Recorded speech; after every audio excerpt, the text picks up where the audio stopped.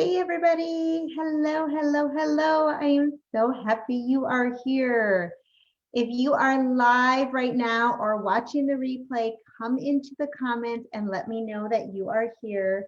I'm just gonna look at my phone, make sure that I'm all live. It looks like I am. All right.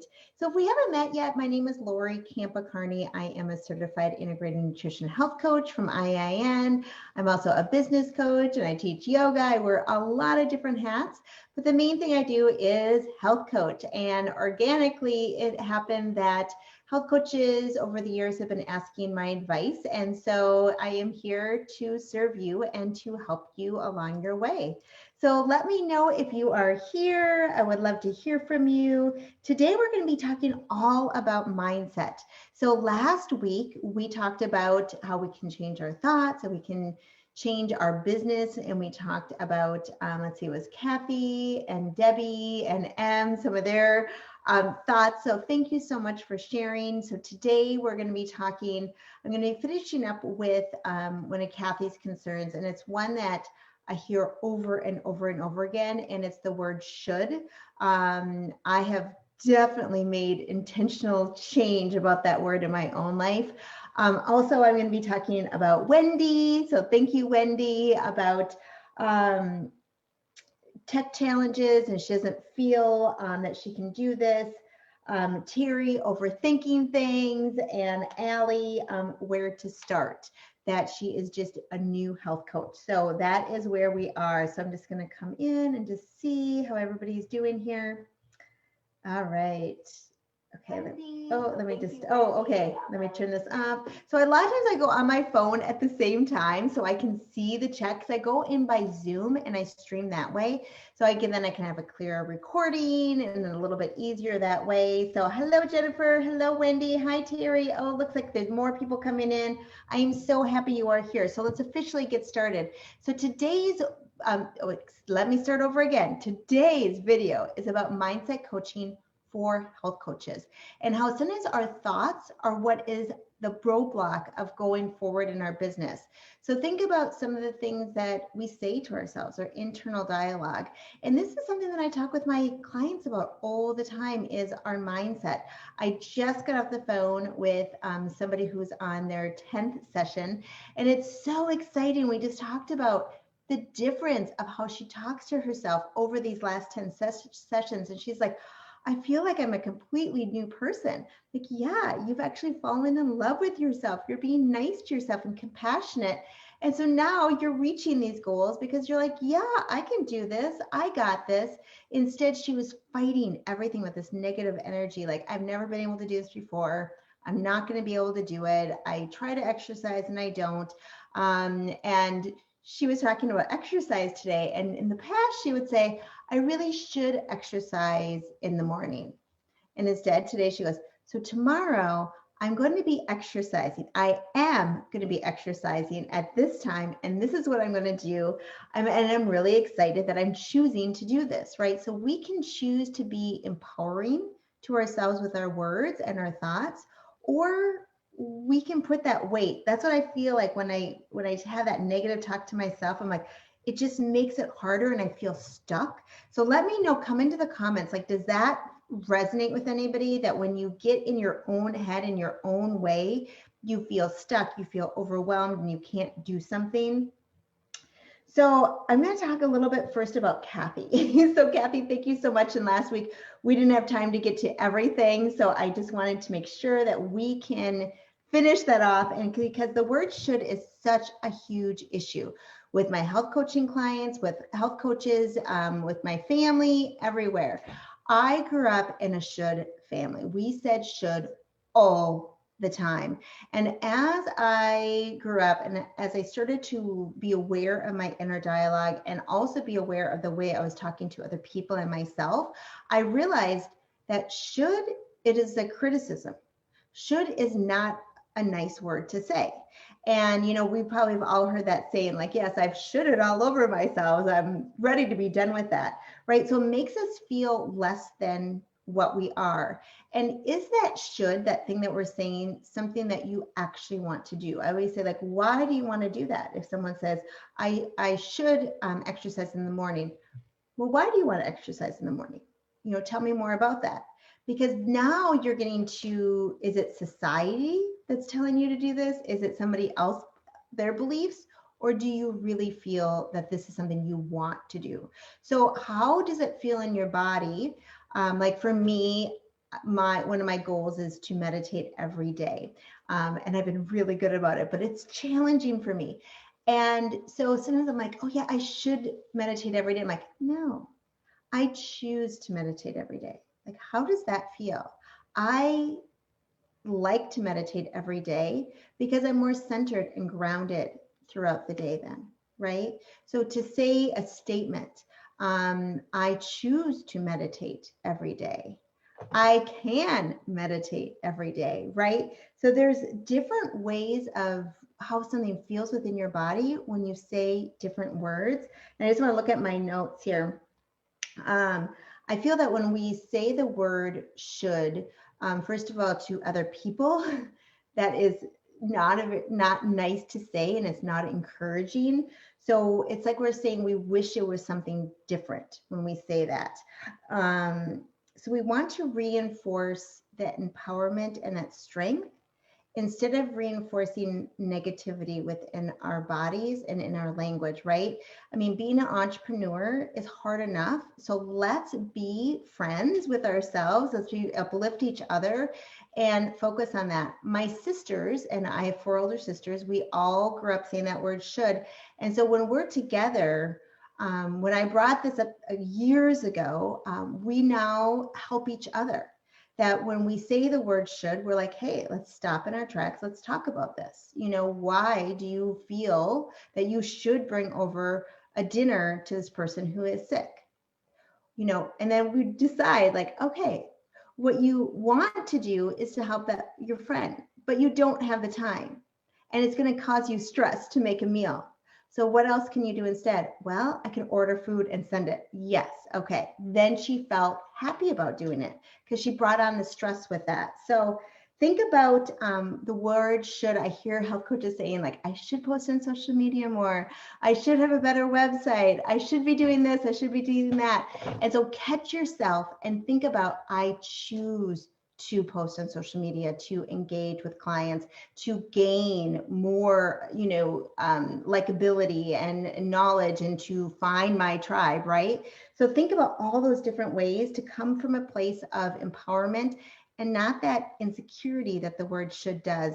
So let me know in the chat room, like, does that help you? Does that resonate with anybody else here? Are you feeling like the word should is something that maybe you say? Is it something that you have heard your clients say? I definitely always want to talk about this with my clients, and I look out for different words. And my phone just went off, so I'm just trying to look up here so I can see everybody here. All right, I'll wait for some comments to come in. So Wendy, if you are here, I want to talk about you next. So Wendy, it's so interesting because she's like a rock star health coach and she doesn't see that in herself yet. So first of all, how would it be if you just believed that, right? Believed that you are good enough and that you can do this? Again, that energy completely changes. Now, Wendy struggles with some of the things that I struggle with, and that's technology. And when I first started my business, I was like, oh my goodness, the technology is what's going to make it that I don't have a business. I just felt so heavy about it. And I had affirmations of, I'm good at technology. It comes easy to me and everything. Then I had this epiphany that I need to hire out certain technology, that it was putting so much weight on me that I wasn't able to have the time to do the things that I thrive at, that I'm really good at. And so by hiring that out, it wasn't that it cost me that much money. It was more of I was investing in growing my business, right? I was putting that into my business so that I can grow the business of getting more clients, have more time for clients.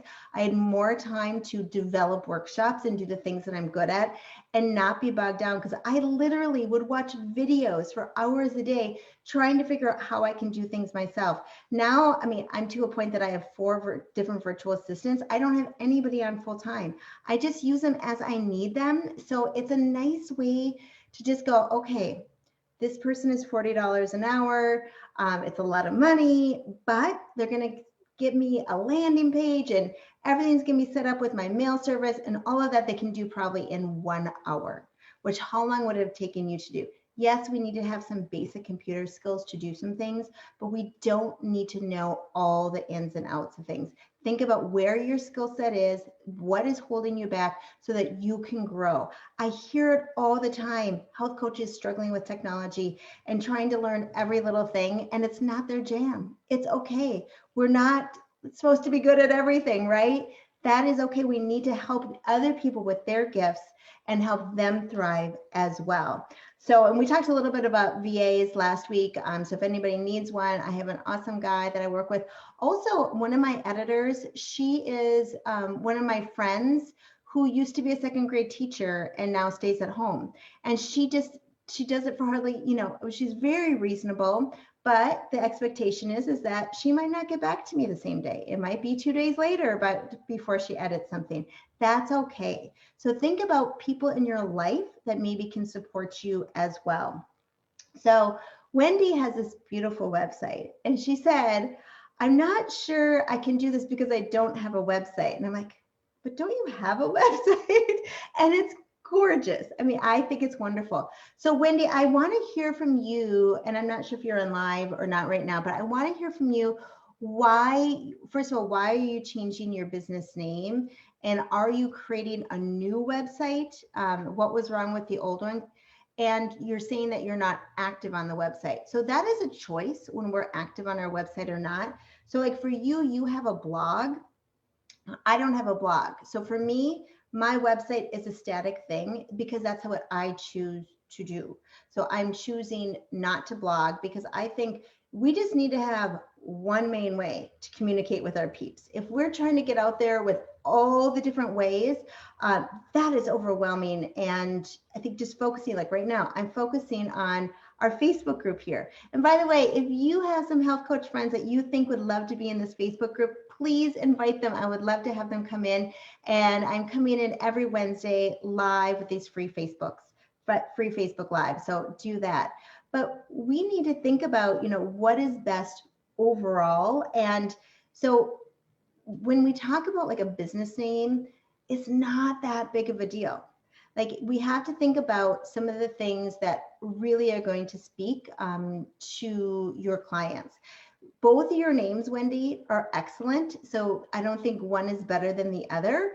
So you could stay with your old name if that's okay with you, and hire someone to finish the website. Take off the blog. It does not need to be active.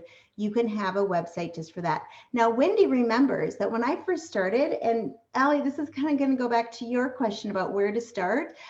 I didn't have a website. My focus was 100% on my purpose. I was like, I went to the Institute of Integrative Nutrition to help people heal. And so that was my driving force. So as I was in IIN, I was about halfway through, and I decided I was going to write one workshop a month and give it at least 2 different spots for a year. And it was more so that I could help other people and they could gather and they can learn, and I'm going to help change people. Well, and then what happened, what was amazing is that people then we started to build a relationship, and they asked me if I could health coach them. And so Allie's saying, I don't know, if I feel confident without my certification. And I definitely felt that same way. But we do have to, like you said in your message to me, Allie, get your hands dirty to feel what's right for you. I wasn't sure what my niche was or anything. So when I first started, I did take on every client that asked me to health coach. And how I did is I agree with you, Allie, do not take anyone on for free. Do not work with your family. Work with people you don't know or you don't know well. Maybe just acquaintances or friends that maybe you see at soccer or different things like that. But think about what is going to be your hourly rate. And my first client, I did 80% off. The second one, I did 60% off. The third, 40% off. The fourth, 20% off. And my fifth client was full price. And then after that, I realized, okay, I can now raise my rate, right? And I kept doing that, and I had packages. But you need to start somewhere and let people know, come into Facebook Live, start doing workshops, put out posts onto your personal Facebook page and say, hey, I'm at school at the Institute of Integrative Nutrition. I now have my mid certification and I can start taking clients. I am looking for 5 people. This is the type of person I'm looking for. Like for me, I knew I liked working with people that were like me, eating the standard American diet, going to McDonald's, being stressed, overworked, people like that, women. So say who you're looking for and say, this is going to be highly discounted because I am still learning. And so it's going to be a win-win for both, and people will jump up on that. I mean, it is amazing, but I think you definitely have to put yourself out there. I did not have a website until about a year in, and that's because I started to get asked for organizations and companies to do some talks. And I thought, oh yes, I should get a website, right? But I hired someone. It was actually like my daughter's babysitters that was in college, and I thought, I'm going to support her. And so it's not a fancy website. We don't need to do anything over the top, but we need to put ourselves out there. And Terry, you talked about overthinking. One of the things that I see a lot of health coaches do is ruminate over the same idea over and over again. 100%. Whenever you have something, keep it as simple as possible. I think about that KISS acronym. Keep it simple and sweet. That is how you grow your business. Give yourself a time limit, either 24 hours or 48 hours on all decisions. I think of it as like this creative roundabout, like the roundabouts, when you're driving, you could just keep going around and around and around. Well, you need to decide where you're going to take off, which lane are you going to go in, and just go with that. Now there's decisions like what Allie's going through. She doesn't know where to start yet. She doesn't know what her niche is. So just start seeing clients. Put yourself out there so that they can find you, and then you can decide from there. But the first thing is you need to put yourself out there. I think workshops are the best way to start doing webinars. And I talk a lot about support with webinars in this Facebook group. So make sure you mark your calendar for every Wednesday at 2 p.m. Central Time. Terry, give yourself a time limit so you do not overthink it. When we get overwhelmed, and this goes back to like Wendy and Terry, anybody who has this, take whatever that project is and write every single thing down. And I know it sounds backwards, but then when you see everything that you need to do for that one project, then you can say each day, okay, these little things, these are the 3 things I'm going to get done today. Got it. The next day, these are the 4 things I'm going to get done today. Got it. Overwhelm is just in our thoughts. It's not that we have too much work to do. It's all here. So we can decide to give power to those negative thoughts, or we can decide to take a step back and say, what is the power that you have in that? So I hope that was helpful for today. I'm going to come in and see if I can see your comments here. Oh, yes, everyone's saying, yes, Diane says, should and I don't know is what she says. Yes. And whenever, like if I'm in a workshop and I really don't know the answer to something, I'm always like, that's a great question. I'm going to research that and get back to you. Make sure that I have everyone's email addresses because I want to share this information with everybody. So whenever I don't know something, turn it around. It's another lead magnet that they're going to give you their email address because they want to know the answer to that too. Yeah, Kat's saying most people have stopped shooting all over themselves. They have to. Yes, absolutely, Kat. Wendy says, yes, I need to embrace that and believe it. Yes, Wendy, that sounds good. And Wendy says, that's what I'm doing. Lots of videos. Ha ha. That sounds great. Yeah. And one more thing, Wendy, I know I'm almost out of time here, but you talked a little bit about doing business with Facebook groups. Yes, I think Facebook groups are wonderful, but you don't like, yes, we have this wonderful community. I noticed today we have 666 health coaches in this group. So I'm like, we got to get up higher than that, not to stay at the 666. So please help me out with that. But here's the thing, Facebook can change things on a dot, and they constantly are changing things with the algorithms and everything. So the main thing with a Facebook group is for engagement and to build community, but you're going to want to have some kind of lead magnet in your group so you can gather their email address, so then you can communicate with them with their email address. So having a lead magnet, like, as you know, Wendy, the best lead magnet is to have a free wellness webinar, because then they are more likely to sign up. They're going to get to know you and like you and trust you so that they can hire you. But they also get on your email list from that, or you can do a PDF, something like that, when you're doing Facebook. Now, one thing I have been researching is I'm going to be doing some more Facebook ads. And so when I was looking at like engagement and the algorithms of how it's changed, I need to be more active on my Facebook page to lower the rate of my ads. So this Facebook Live next week is going to be on my page, and I'm going to try to see if I can stream it from the page, the workshop page, onto the group as well. It used to be able to do that, and I think that I still would be able to. So I'm going to be trying that out. But so there's things that keep changing. And so it's hard when you just focus everything on Facebook. Now, I love Facebook, and this is where I like to hang out. This is where a lot of health coaches hang out. So I am very involved. So decide on what's good for you. And for group programs, I love using Facebook as like my member forum, that when I run my Whole Foods cleanses, everybody can post pictures, we can support each other and everything like that. So I think it's a great tool, but it's just a little bit tougher for actually running a business around Facebook because of all the changes. It's absolutely doable. I think it's a great way to meet people. So definitely do that. So let me know if that answers your question. But Wendy, definitely my biggest advice to you is just watch your inner critic, believe in yourself. And think about like 3 months from now, you're not even gonna be thinking about your website. You're gonna be on to your next thing, right? This is not that big of a deal. A lot of the decisions we make in business, I just go really quick because I'm like, it's not that big of a deal. I'm just gonna go to the next thing and go to the next thing, but I have to make a decision and go forward, or else it's going to stall me in my tracks. And I'm gonna put too much thought and I'm gonna feel that overwhelm. So, and next week, we are gonna be talking again about our backgrounds, the physical backgrounds when we give webinars. We're going to be talking about lighting. We're going to be talking about flattering angles, because that was my very first Facebook Live in this group, and I was not able to screen share at that time. And so I would like to do it again so I can show you some of the pictures that health coaches submitted and show you the before and how the after of what they've done. And then I continue to get messages from health coaches asking about this topic. So it's a big one. So I think it's going to be helpful to do that again. So that's going to be December 16th.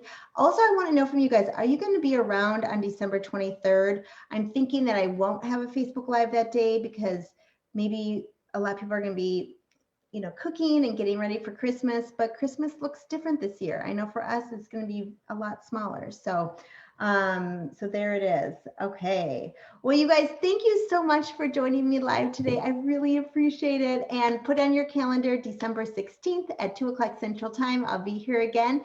Thanks so much. Bye-bye.